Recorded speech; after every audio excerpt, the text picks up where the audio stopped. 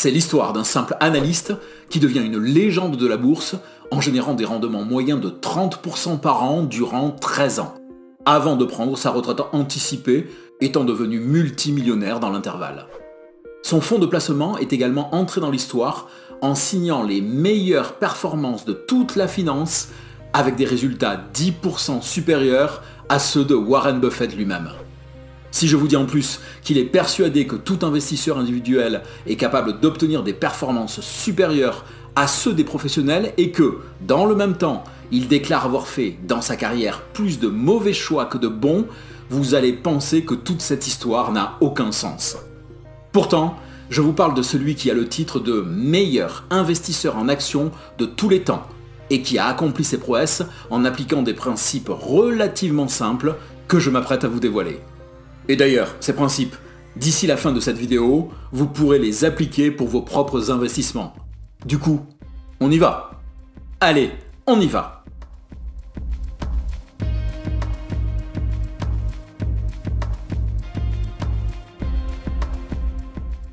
Bonjour à tous, vous êtes sur 1, 2, 3 Richesses, la chaîne qui vous apprend à investir même si vous avez peu de moyens et même si vous n'y connaissez rien. Je suis La Voix et avec l'ami Le Cube... Bonjour à toute la communauté. Nous allons parler de celui qui est surnommé le caméléon de Wall Street, de par le style d'investissement qu'il a popularisé, Peter Lynch. Twin Peaks, Lost Highway, Mulholland Drive. Alors, j'ai pas dit David Lynch, mais Peter Lynch. Et à part des coupes de cheveux improbables, ils n'ont absolument rien en commun. Autant pour moi, j'ai confondu. Donc, Peter Lynch était à la base un simple analyste nommé en 1977 à la tête d'un petit fonds d'investissement de 18 millions de dollars. Petit, 18 millions quand même. Mais qu'il a amené en l'espace de 13 ans à un total d'actifs de plus de 14 milliards de dollars. Ce qui nous donne une performance de 604% contre les 233% qu'a fait le S&P 500 durant la même période. Ah, quand même. Donc, pas de hasard dans tout ça, j'imagine. Oh non, pas de hasard.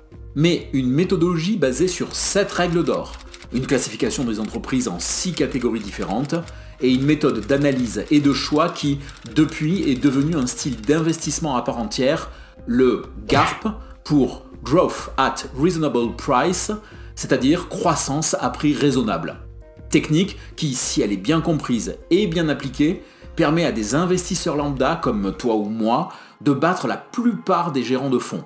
Et c'est exactement ce que nous allons voir. Mais avant d'entrer dans le vif du sujet, commencez par vous abonner. Comme nous proposons un épisode par semaine, en vous abonnant et en activant cloche et notifications, vous n'en manquerez pas un seul. Avoir une stratégie d'investissement ne se résume pas à de la pure technique et à une liste d'indicateurs. Avant ça, il y a toujours une compréhension du système, la façon de l'aborder, mais aussi une vision plus globale du monde. Ce rapport entre vision du monde et stratégie, nous l'avions déjà expliqué avec l'exemple de Charles Gave dans le premier épisode de la série des leçons d'investissement. La philosophie de Peter Lynch peut être synthétisée par 7 principes sur lesquels il revient régulièrement dans ses livres, ouvrages dont on vous a d'ailleurs mis les liens en description. Allez, je commence. Premier principe, il y a toujours des raisons de s'inquiéter, auquel s'ajoute le « si tout le monde a le cerveau nécessaire pour réussir en bourse, pas tout le monde n'en a l'estomac ». Cette règle implique 2 choses.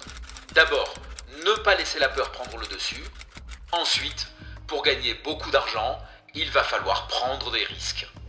Deuxième principe, n'essayez pas de prévoir la direction future de l'économie. En d'autres termes, ne vous laissez pas influencer ni par les prédictions boursières, ni par l'actualité. Bien souvent, les événements d'aujourd'hui sont atténués sur le long terme. Ensuite, investissez dans ce que vous connaissez. Peter Lynch concentre ses investissements sur des produits, et donc les entreprises qui les commercialisent, qu'il connaît bien ou qu'il utilise. Règle numéro 4. Étudiez en profondeur avant d'acheter. Des profits faciles sur la base d'une analyse superficielle est un non-sens. Notre caméléon de Wall Street s'étonne toujours que les petits investisseurs puissent passer des heures à choisir un canapé, mais vont investir en 1 minute sur un simple conseil dans un titre qu'ils ne connaissent pas. Cette règle est d'ailleurs complétée par la suivante. Prenez votre temps pour identifier les sociétés vraiment exceptionnelles. Peter Lynch s'attarde beaucoup sur ce qu'il appelle l'histoire que raconte l'entreprise. L'analyse profonde d'un titre permet d'estimer si on a affaire à un gagnant ou un perdant. 6e règle d'or, diversifier. Alors ça, c'est un principe que tout le monde connaît. Sauf qu'une diversification à la Peter Lynch, c'est posséder le maximum de titres parmi les meilleures actions du marché, quel que soit le secteur. Il était d'ailleurs réputé pour son nombre de positions plutôt colossal, jusqu'à 1400 à son plus haut. Ce qui nous amène au 7e et dernier principe. Tout ce dont vous avez besoin est une minorité de grands gagnants. Les gains réalisés sur ceux-ci couvriront largement les pertes causées par les sociétés qui n'ont pas marché, ce qui explique le nombre de positions possédées. Alors, on pourrait continuer comme ça pendant longtemps, car en fait, ces livres regorgent d'éléments à appliquer. Non mais sérieusement, lisez-les, ce sont des pépites. Bref, une fois la sélection de titres effectuée, sur la base des principes énoncés, on va les catégoriser afin d'avoir une meilleure idée de ce que l'on attend d'eux. La stratégie de Peter Lynch se résume à une expression qu'il a inventée, traquer les 10 baggers. Les baggers sont au baseball le nombre de bases qu'un coureur peut atteindre. Un 10 baggers est donc une action dont la valeur peut être multipliée par 10. En gros, Lynch cherche les entreprises capables de faire le plus de baggers possible. 10, 15, 25. Pour ça, sans surprise, il analyse en profondeur les sociétés à potentiel, puis les place dans l'une des 6 catégories qui, pour lui, couvrent toutes les distinctions à faire. Cette classification permet d'avoir une idée du type de gain que chaque entreprise peut apporter. On va donc trouver les valeurs à croissance lente, généralement de grosse capitalisation avec souvent un dividende assez élevé. Le gain est donc ici le rendement. Les piliers, qui sont également de grosse capitalisation avec des résultats solides et stables. Elles sont une protection lors des récessions, mais avec une bonne croissance, 5 à 8%. C'est le style d'investissement value. Les valeurs à croissance rapide, ce sont celles que recherche avant tout Peter Lynch. De jeunes sociétés de type moyenne capitalisation avec une forte croissance, 20 à 25% par an. Très risquées, ce sont elles qui vont rapporter le plus. D'ailleurs, ces entreprises se rapprochent énormément de celles cherchées par William O'Neill et sa méthode CanSlim. Ensuite, les cycliques, des sociétés dont les ventes et les bénéfices montent et baissent de façon régulière et selon un mode plus ou moins prévisible.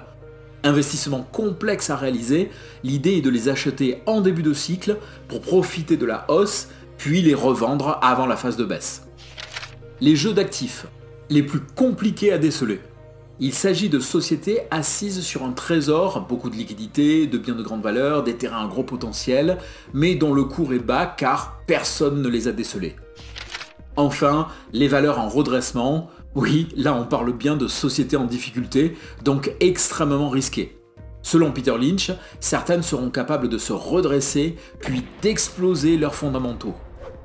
Bon, catégoriser les sociétés, c'est bien, mais encore faut-il les analyser avec les bons indicateurs. Mais avant de voir ça, si la vidéo vous plaît, n'hésitez pas à mettre un pouce en l'air. Ça nous fait plaisir et c'est important pour la chaîne. Un grand merci à vous. D'abord, revenons un peu en arrière. La règle numéro 4 concerne l'analyse approfondie des entreprises et des valeurs choisies. C'est un principe que l'on retrouve chez tous les professionnels, mais que la plupart des petits investisseurs n'appliquent pas. Peter Lynch le résume ainsi. Si vous n'étudiez pas une société en profondeur avant d'acheter, vous avez les mêmes chances de réussir en bourse que de gagner au poker en jouant sans regarder les cartes. Tout est dit. Alors, bien évidemment, il utilise de nombreux indicateurs pour faire émerger l'histoire racontée par l'entreprise. Mais plutôt que de les voir tous les uns après les autres, ce que nous ferons dans une série de vidéos que vous nous avez demandé, attardons-nous sur un exercice auquel le financier se livre pour déterminer le potentiel d'un titre. En effet, au cours de sa carrière, il remarque que généralement, sur 5 actions sélectionnées, une surperforme de manière exceptionnelle, 1 est un très mauvais investissement et 3 se comportent globalement comme attendu. Déjà, il privilégie les entreprises avec une bonne trésorerie et une faible dette, donc cash flow et endettement. Ces deux facteurs sont pour lui des avantages stratégiques qui transcendent tous les environnements économiques. Ainsi, si les liquidités augmentent par rapport à l'endettement, année après année, c'est le signe d'un bilan qui s'améliore. Si l'inverse se produit, c'est donc une détérioration du bilan. Ensuite, il soustrait l'endettement à long terme des liquidités. Si les liquidités excèdent l'endettement, l'entreprise est dans une situation très favorable. Si l'endettement à long terme est supérieur aux liquidités, alors la dette augmente, signe que la société a une position financière fragile. Donc, avec seulement 2 facteurs, il obtient déjà une idée de la santé financière de l'entreprise et peut filtrer rapidement les valeurs découvertes. Exactement. Ensuite, on ne saurait finir ce panorama des indicateurs utilisés par notre caméléon sans parler du PEG, autrement appelé le ratio de Lynch. Donc, le PEG, ou Price Earning to Growth, est un indicateur financier qui permet d'anticiper la valeur future d'une action en prenant en compte son potentiel de croissance. Il correspond au rapport entre le cours de l'action et le bénéfice d'une action divisé par le taux de croissance de son bénéfice par action. Et ça fonctionne comment ? De façon très simple. Un PEG égal à 1 signifie que la société est correctement valorisée par le marché. Un PEG supérieur à 1 signifie que l'action est surévaluée car sa croissance ne justifie pas sa valorisation actuelle. Enfin, un PEG inférieur à 1 signifie que l'entreprise est sous-évaluée. Cela dit, le PEG est surtout utilisé pour les valeurs de croissance, car il fonctionne moins pour les entreprises versant des dividendes. Donc pour celles-ci, mieux vaut employer une variante du PEG, mais dont la règle d'utilisation reste la même que pour le PEG classique. Bien. Déjà, avec ces quelques indicateurs, on peut connaître la valeur d'une entreprise. Reste à voir comment appliquer tout ça dans sa propre stratégie. À quoi sert la série des leçons d'investissement ? Ou, en d'autres termes, pourquoi avez-vous regardé cette vidéo ? Car si c'est seulement pour investir comme Peter Lynch, eh bien effectivement, toute cette histoire n'a aucun sens. Alors, celle-là, je l'avais pas vue venir. Je m'en doute. Mais honnêtement, si on devait résumer la méthode Lynch, on pourrait le faire de cette façon. Premièrement, sélectionnez des sociétés dont vous connaissez ou que vous comprenez le business. Deuxièmement, les ranger dans l'une des 6 catégories créées par Lynch, puis se focaliser plutôt sur les petites ou moyennes sociétés, car c'est parmi elles que l'on a le plus de chances de trouver des valeurs à forte croissance. Troisièmement, analyser soi-même et en profondeur chacune d'entre elles afin de trier le bon grain de livret. Rien d'exceptionnel à tout ça. Le vrai génie de Peter Lynch provient avant tout de la compétence qu'il a développée autour de cette méthodologie. Oui, donc, en gros, ce qui a fait son succès, c'est la connaissance et l'expérience qu'il a pour analyser l'ensemble des données et pas la méthode elle-même. Exactement. Durant les 13 années de gestion du fonds Magellan, il passait des heures sur les dossiers, rencontrait les chefs d'entreprise, visitait les locaux, bref, il écoutait l'histoire de la société. Il s'intéressait à l'entreprise et pas à l'action.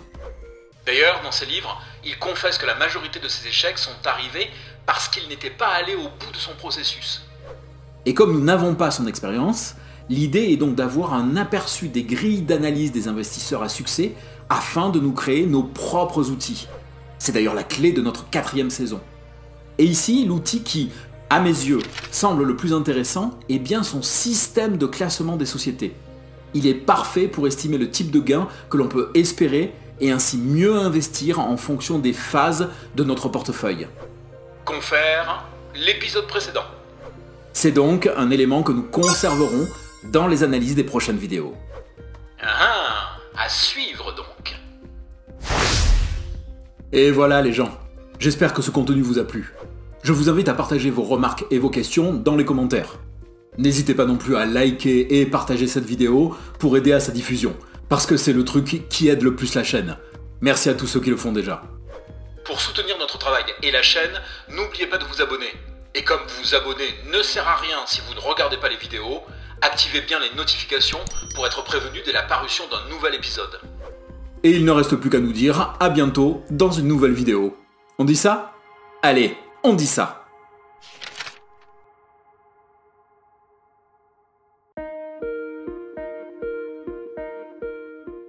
Confondre David Lynch et Peter Lynch. Il faut le faire quand même. On n'est pas sur Intercut ici. Remarque, une série style C'est comme, mais en mieux, ça pourrait fonctionner. Eh, c'est pas idiot ça.